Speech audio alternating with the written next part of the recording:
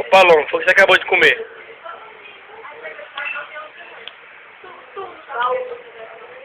E o que mais? Que merda, velho.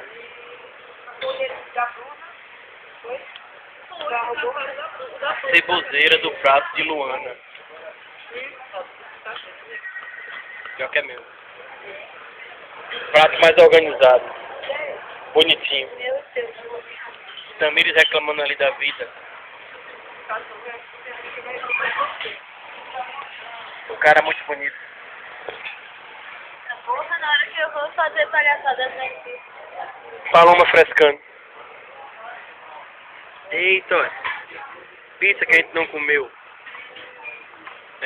Pamonha.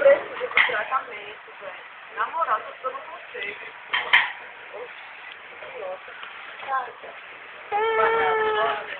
Ela tá com